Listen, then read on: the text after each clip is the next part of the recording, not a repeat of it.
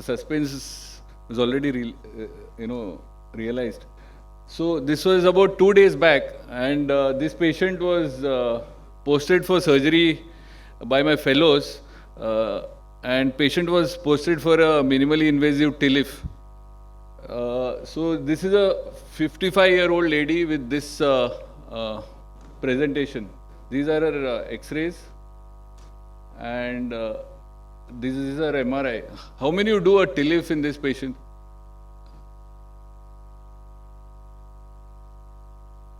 Very important. So he's the only one who is awake. So what are her symptoms? So she had only right-sided leg pain, no back pain at all. She's 55-year-old and she's a housewife. No significant work activity, housebound. So I actually shouted at them because we follow a particular scoring system which is published by us. Me being one of the authors and Tushar Kundar, he is one of the authors. He's worked hard on it in terms of statistics. So this is what I did.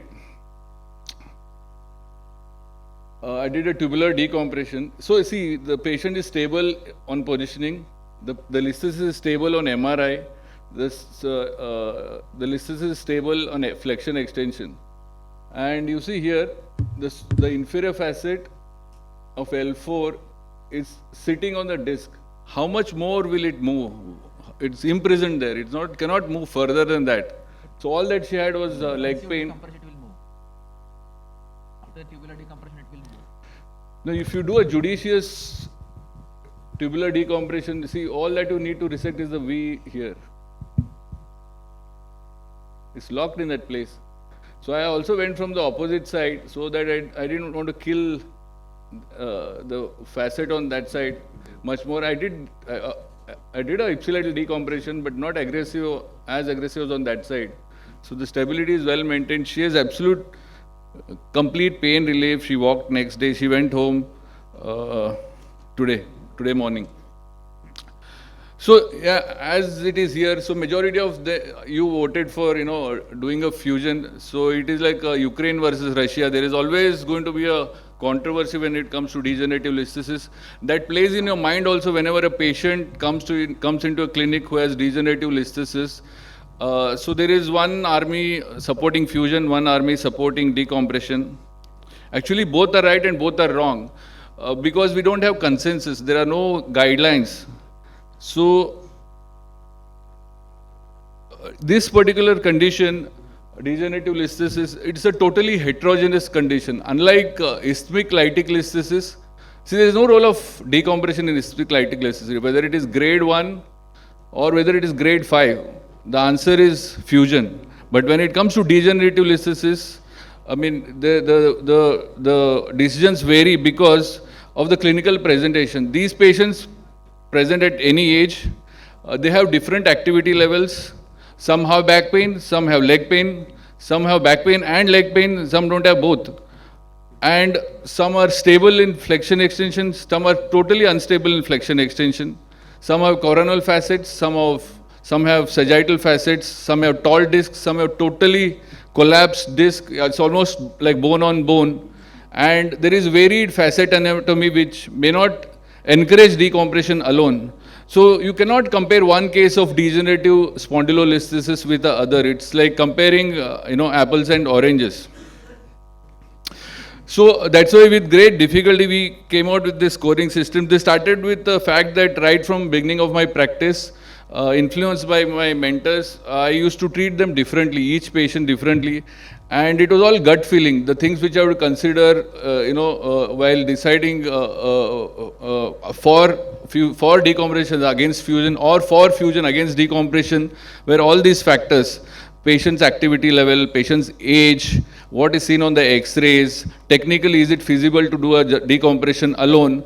So we did a retrospective analysis of all patients that had undergone this particular either decompression or fusion by us, and try to create a jigsaw puzzle of each of these patients and come out with a formula.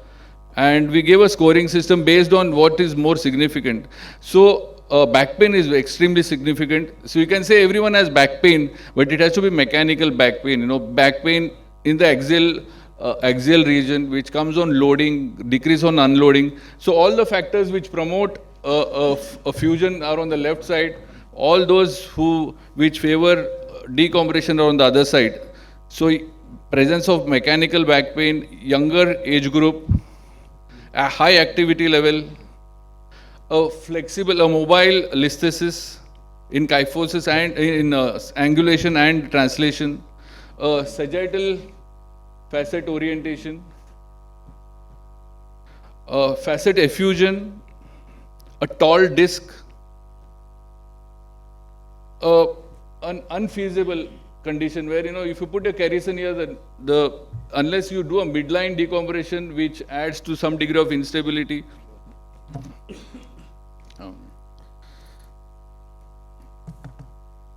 So it's not a stable condition compared to a situation where, that facet complex is such that it's like a playground. You can do an excellent decompression without compromising on the facets here.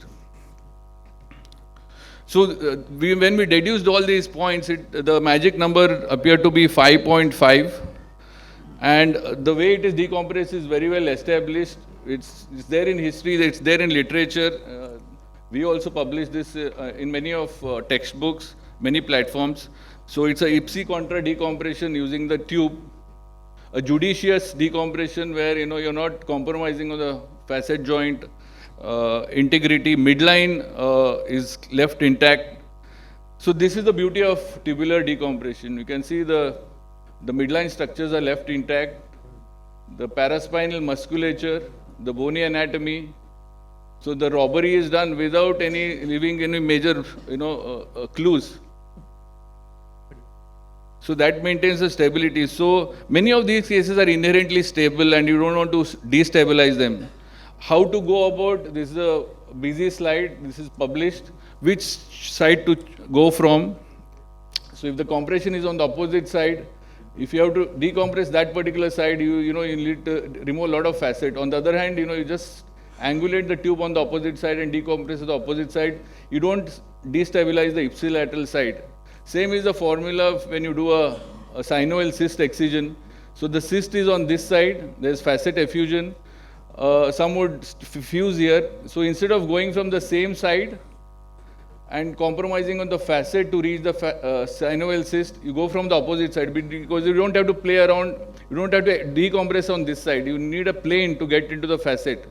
Look at the integrity of the segment left behind. Nothing is compromised. The facet joint on this side is untouched, minimal encroachment on this side. So this particular way of decompressing with the tube is probably more optimal than doing an open decompression, destroying the midline structures if you want to respect this particular scoring system.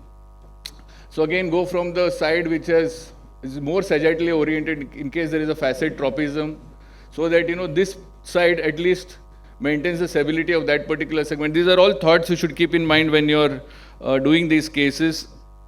Again, decompression also depends on the angulation at which you operate, at which you move your table, use the microscope, also depends on how wide or how narrow the angulation is in the axial plane.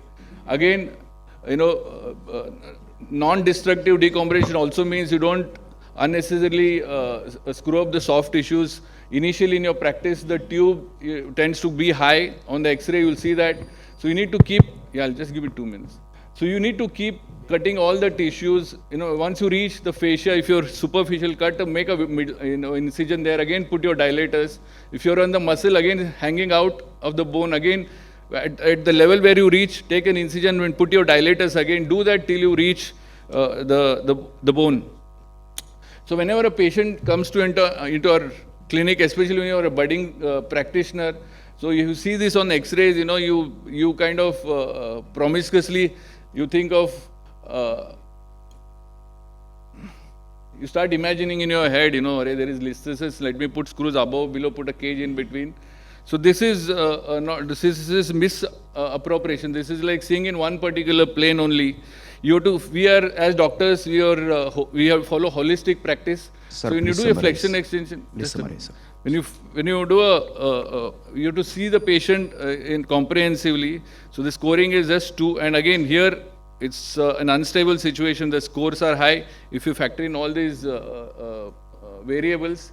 So earlier when patient used to have grade 1 listhesis, which happens in degenerative listhesis, they were all considered in the same bracket of lumbar canal stenosis. So everyone underwent this destructive Christmas tree surgery, and they all developed back pain, deficits, leg pain, until this landmark paper which suggested fusion for all, and the fusion became the rule.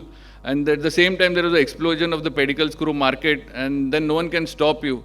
But fusion is not the right answer, because this particular condition is not a homogeneous entity. For about half of us may be having a grade 1 listhesis here. That doesn't mean each of us is symptomatic or need surgery. Again, inherently L4, L5 listhesis degenerative is inherently stable. They hardly progress. They hardly are symptomatic even. And there's enough literature now which supports minimal access decompression in these patients. Again, this is a set of patients published by us where 8 out of 22 patients with synovial cysts had degenerative listhesis which was stable and we decompressed alone. This was a patient with degenerative listhesis operated long back. This is just an example. And she came for something else recently. I got a MRI and very well decompressed, totally asymptomatic. Another patient with degenerative listhesis, a youngish patient with a lot of comorbidities, just a left-sided pain, left-sided tubular decompression. This is follow-up after 4 years. Now it is another 4 years, 8 years. This is one of the longest follow-up now. It is about 16 years now. No symptoms. Our variables have been used in this NAS multicentric study. The same variables, clinical, radiological, etc. Again published in this particular paper in Spine as again, the recent publication in European Spine Journal, they call it the Kulkarni scoring system, this particular degenerative listhesis scoring system, and it describes the most comprehensive classification of degenerative listhesis. So why this technique? Because of its virtues. It maintains stability. The posterior tension band is left intact. Opposite side is not tampered with. However, so current literature, now there are classifications, but degenerative listhesis is a homogeneous condition. It's not a homogeneous condition. It comes in various colors and patterns. Decompression has a central role, just like fusion, in management of degenerative listhesis. Thank you. Thank you for the extra time. Thank you, sir.